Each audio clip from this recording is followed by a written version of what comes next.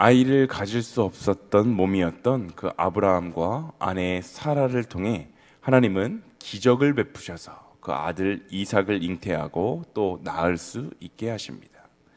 오늘 본문은 그 아들 이삭이 자라나서 젖을 떼는 날 아브라함이 큰 잔치를 베풀게 되었는데, 그날의 에피소드로 이야기가 시작이 됩니다.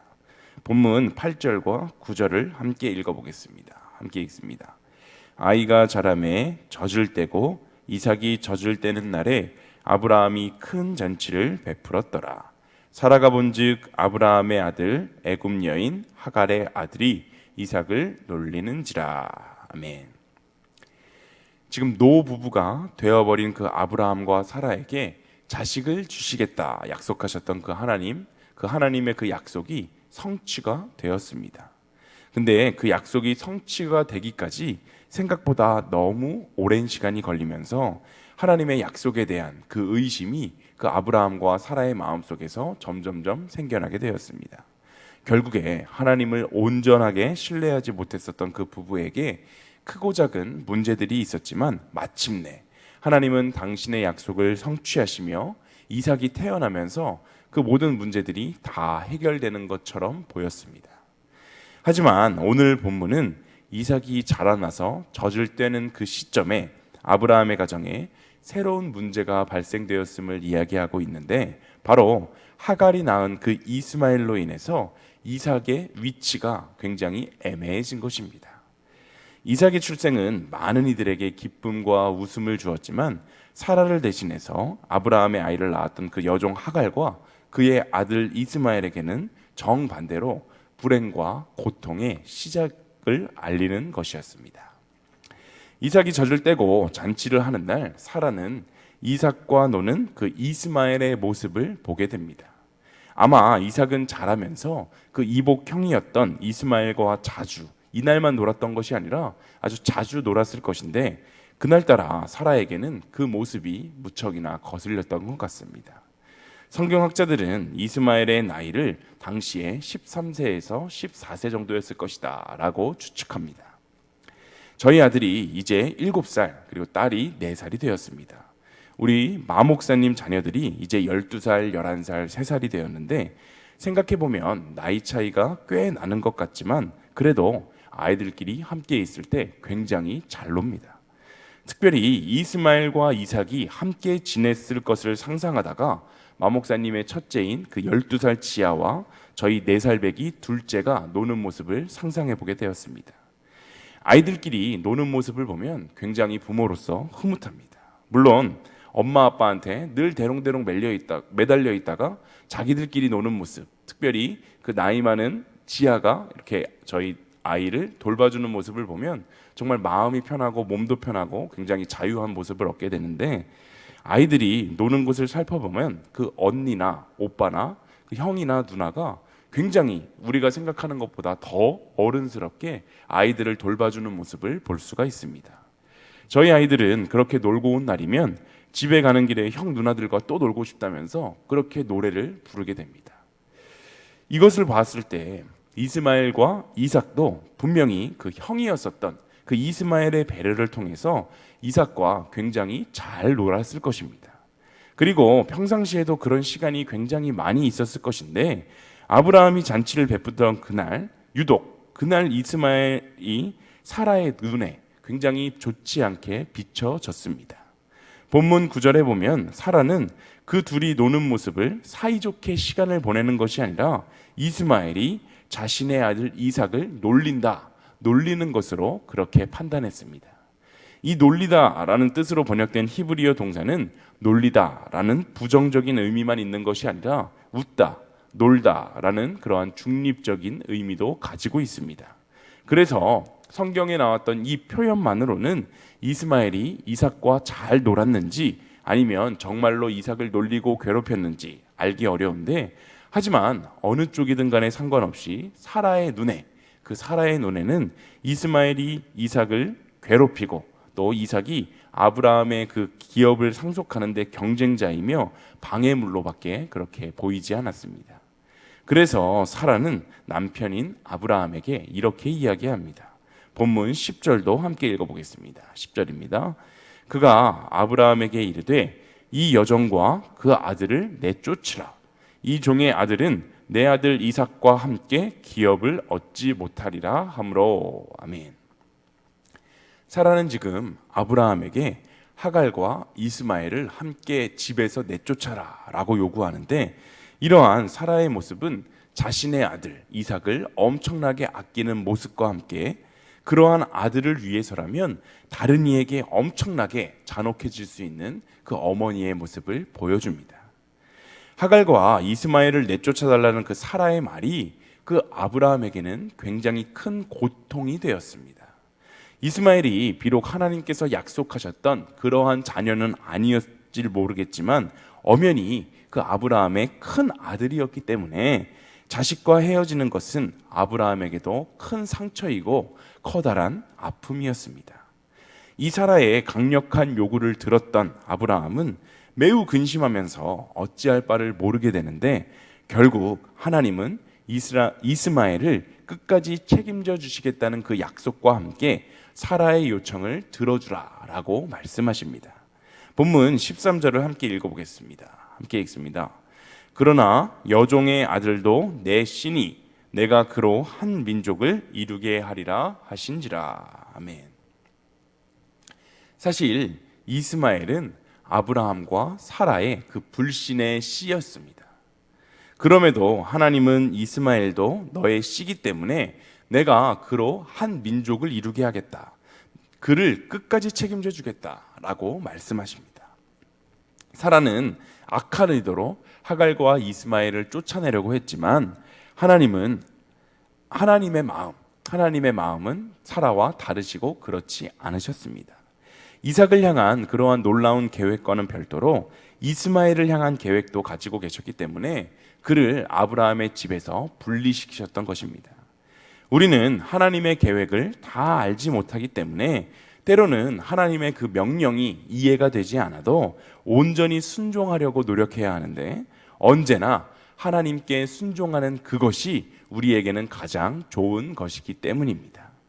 이스마엘을 광야로 내보내는 그 일이 아브라함에게는 결코 쉬운 선택은 아니었을 것입니다.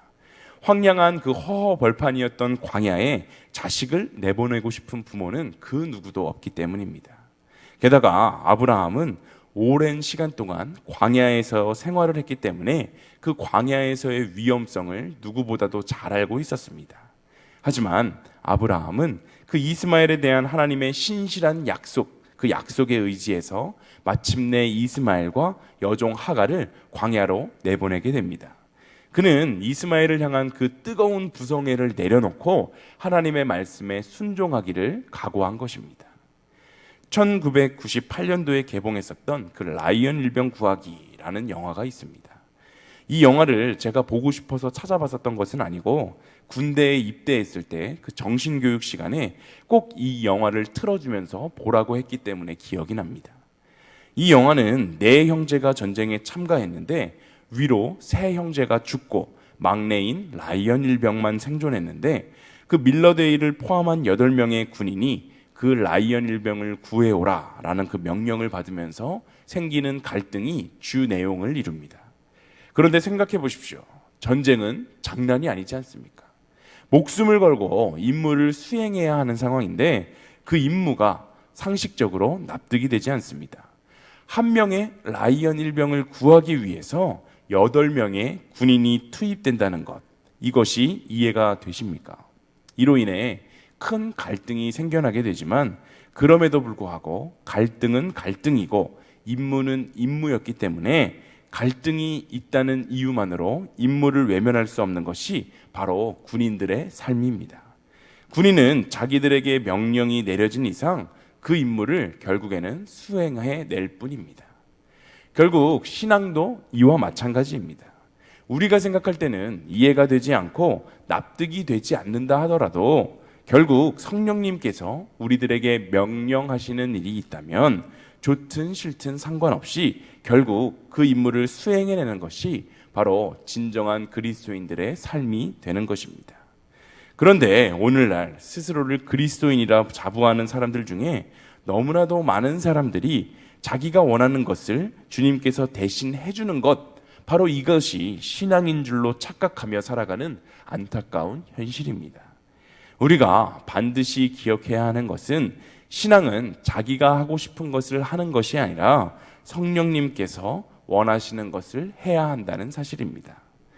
아브라함에게 자식과 그 여종이었던 하갈을 광야로 내쫓는 일이 쉬운 일은 아니었을 것이지만, 그럼에도 불구하고 그 하나님의 명령에 순종했을 때 하나님은 당신이 약속하신 대로 하갈과 이스마엘을 지키셨습니다.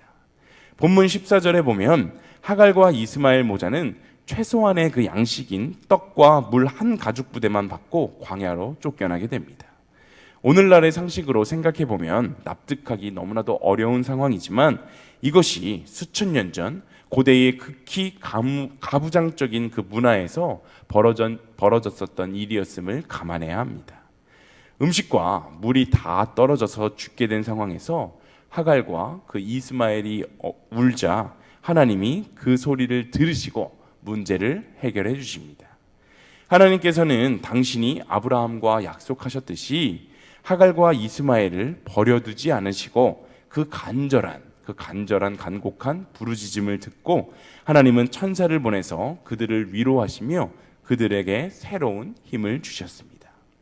하나님은 아브라함에게 약속하신 내용대로 이스마엘과 하갈에게 끝까지 신실하게 행하셨습니다. 아브라함과 사라의 그 불순종으로 초래됐었던 그 비극으로 볼 수 있는 하갈과 이스마엘이었지만, 하나님은 그럼에도 불구하고 그들을 방치하지 않으시고 그들에게 큰 은혜를 베푸셨습니다. 이스마엘이 아브라함의 집에서는 쫓겨났을지 모르겠지만 하나님의 품에서는 여전히 구원받을 하나님이 사랑하시는 한 영혼이었음을 우리가 보게 됩니다. 하나님이 사랑하시지 않는 영혼은 없습니다. 지금은 우리가 교회에 다니고 교회 밖 세상에는 여전히 하나님을 따르지 않는 사람들이 너무나도 많이 있지만, 이것은 하나님이 우리만 사랑하셔서 우리를 구원해 주시고 하나님을 따르지 않는 사람은 미워하셔서 교회의 울타리 밖에 있게 하신 것이 아니라는 사실입니다. 하나님은 당신이 창조하신 모든 피조물들을 차별 없이 공평하게 사랑하시는 분이십니다. 아브라함과 사라 그리고 이삭을 사랑하신 하나님은 하갈과 이스마엘도 동일하게 사랑하시고 약속대로 큰 복을 내려주셨습니다. 우리에게 중요한 것은 바로 이러한 하나님의 마음을 깨닫고 그 마음을 본받아서 살아가는 것입니다. 지금도 세상 속에는 하나님을 따르지 않고 세상에 빠져 살아가는 사람들이 너무나도 많은데, 하나님은 그 영혼들도 우리와 동일하게 사랑하시기 때문에 그들이 구원에 이르지 못하고 지옥으로 가까워져 가는 모습을 지금도 너무나도 안타까워하고 계십니다. 우리는 우리만 구원받은 자로 특별히 선발된 것이 아니라 우리는 그저 먼저 믿게 된 자임을 기억하며 하나님을 믿지 않는 가족들, 또 이웃들, 친구들을 하나님의 시선과 하나님의 마음으로 바라보며 그 한 영혼을 구원에 이르게 하기 위해서 최선을 다해야 합니다. 또한 이스마엘은 아브라함이 하나님의 약속을 신뢰하지 못한 결과로 얻게 된 아들이었음을 우리는 주목해야 합니다.